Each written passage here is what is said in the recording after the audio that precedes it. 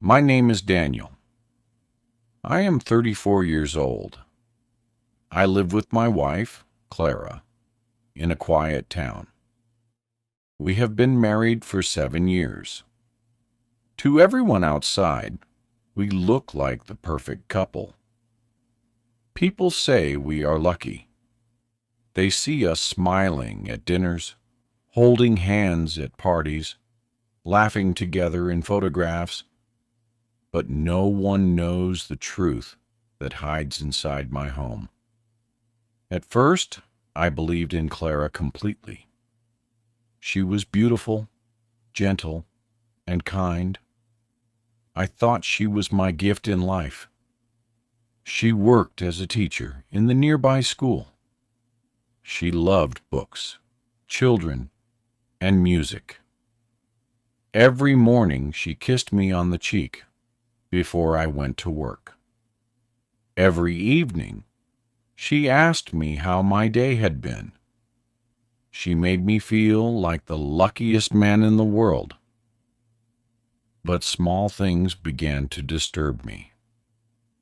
They were small enough to ignore at first, but they grew into something I couldn't escape. It started one night when I came home earlier than usual. Clara was not in the living room. She was upstairs, and I heard her speaking. Her voice was low, almost like whispering. I thought she was on the phone. But when I opened the door, she jumped. There was no phone in her hand. She was sitting at the desk, staring at a notebook. She quickly closed it. "What are you doing?" I asked. "Nothing," she said, forcing a smile. "Just writing some lesson plans for school." I didn't believe her. Her eyes looked frightened, like a child caught doing something wrong. After that, I started to notice more. At night, Clara often stayed awake long after I went to bed. I would wake up and see the light under the door of her study. Sometimes, when I came down early in the morning, the desk was covered with crumpled papers. She always cleaned them quickly when she saw me. "Just work," she would say.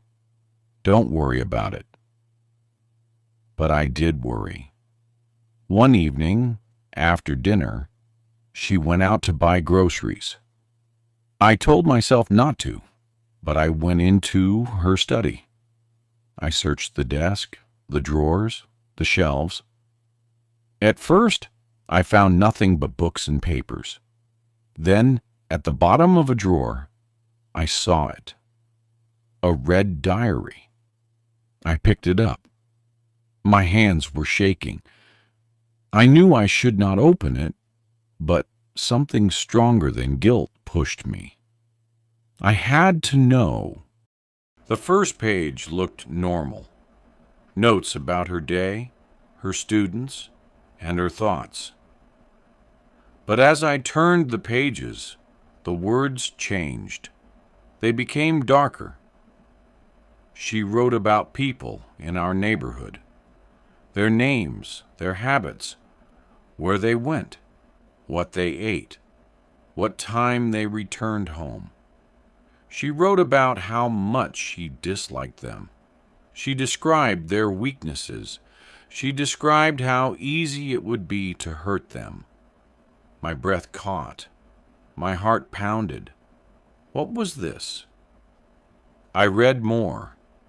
Each page was filled with details about people we knew, my friends, our neighbors, her colleagues. And at the end of each description, she wrote the same chilling words. They don't deserve to live. I felt my stomach twist. My wife, the woman I thought was kind and gentle, was writing about death, about murder.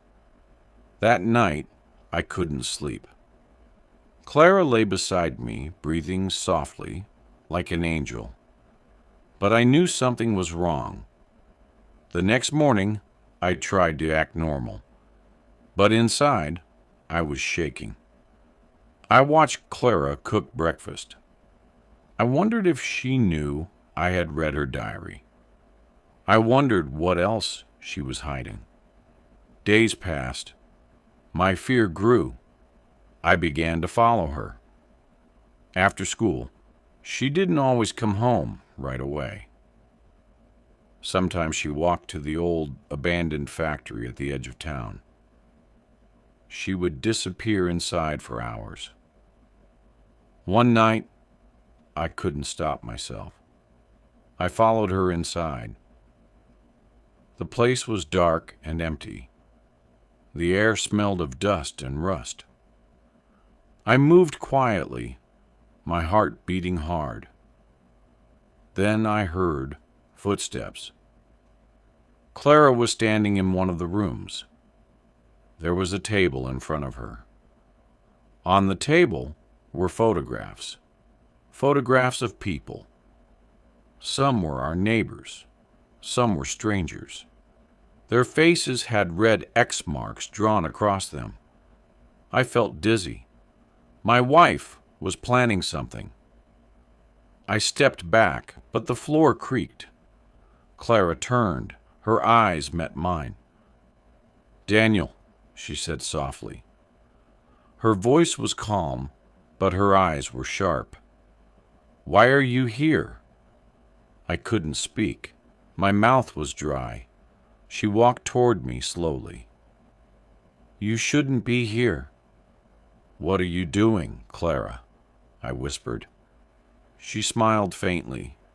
"Planning." "Planning what?" "Justice," she said. I shook my head. "This is crazy. These are people, real people. Why are you doing this?" Her smile faded. "Because someone has to. They act innocent, but they are not. They are liars, cheaters, thieves. The world ignores them, but I see, and I write it down. And one day, I will act." Her voice was cold. My body shivered. I ran out of the factory that night, but my mind couldn't escape. I knew the truth now. Clara was dangerous. At home, she acted normal again. She kissed me, cooked for me, laughed with me. But I couldn't forget what I saw. The diary, the photographs, her words. I couldn't tell anyone. Who would believe me? Everyone loved Clara. She was the perfect teacher, the perfect wife.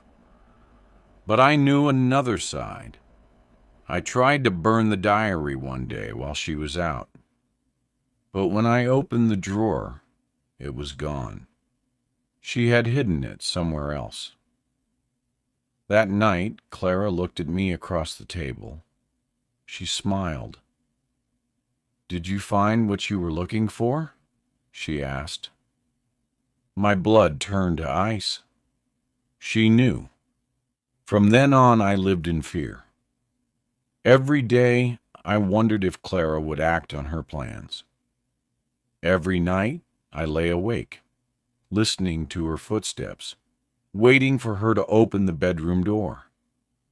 One evening, I decided I couldn't take it anymore. I went to the police. I told them everything about the diary, the photographs, the factory. They listened politely, but looked doubtful. They said they would investigate. When I returned home, Clara was waiting for me. "You went to the police," she said calmly. I froze. "How do you know?" She laughed softly. "I always know." I tried to run, but she caught my hand. Her grip was strong. Her eyes burned into mine. "Daniel," she whispered, "don't you understand? I'm not the villain. I'm the cure, and you betrayed me. I pulled free and locked myself in the bedroom. My hands were shaking as I called the police again, begging them to come quickly. When they arrived, Clara was gone. She had vanished into the night. They searched the factory. They found photographs, notes, and plans, enough to prove she was dangerous. But they didn't find her. It has been 3 years now. Clara is still missing. Sometimes I think I see her in the crowd. Sometimes I hear her laugh in my dreams. I live alone now, but I am never free. Because I know one day Clara will come back. And when she does, she will smile, and she will say, "Daniel, did you miss me?" And I will know my nightmare has only just begun.